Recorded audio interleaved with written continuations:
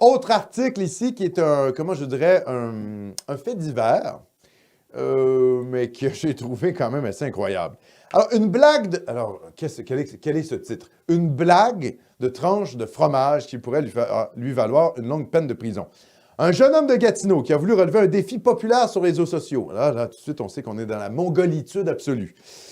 Impliquant des tranches de fromage, fait désormais face à de graves accusations pour tentative de meurtre après que son coup eut mal viré. Boubacar Bald, Boubacar, 19 ans, a été mis en état d'arrestation mercredi après-midi et a comparu jeudi matin au palais de justice de Gatineau. Il fait face à 3 chefs d'accusation pour tentative de meurtre, voie de fait grave et voie de fait armé pour des gestes commis le 7 mai dernier. Alors, quel était ce défi? C'était le Cheese Challenge, qui consistait à envoyer une tranche de fromage sur le visage d'un bébé ou du pare-brise d'une voiture.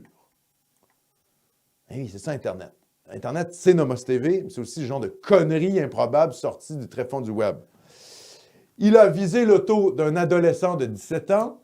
On ne sait pas si l'auto est en mouvement ou pas. L'adolescent de 17 ans est sorti de l'auto pour finalement aller s'expliquer avec Boubacar.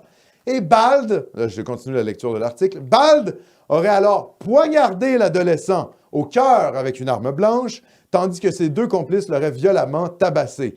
Les secours sont intervenus à la suite de l'appel d'un passant et la victime a été transportée à l'hôpital où sa vie a été en danger pendant plusieurs jours, tentative de meurtre.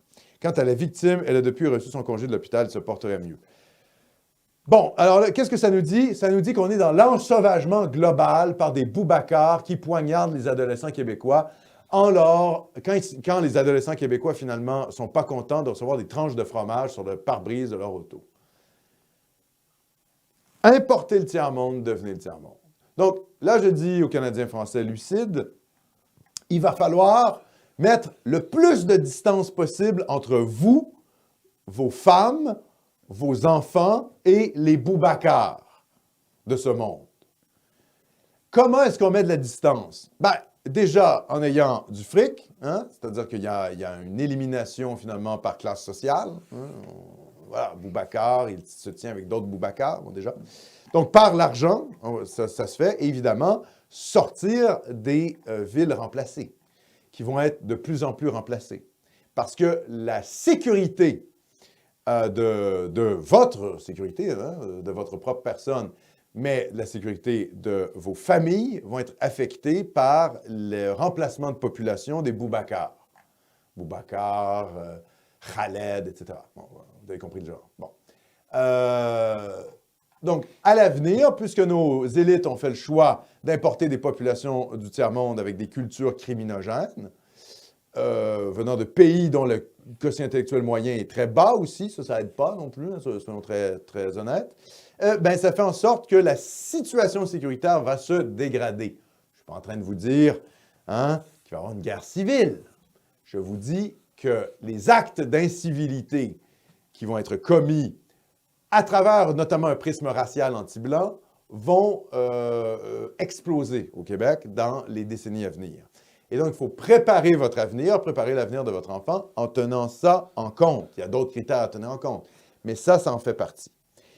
Et vous savez, même les bobos blancs américains qui ont voté pour Barack Obama ou Joe Biden, même les bobos blancs aux États-Unis, qui ont complètement une conscience raciale, ne veulent pas vivre au milieu de Détroit parmi des Afro-Américains.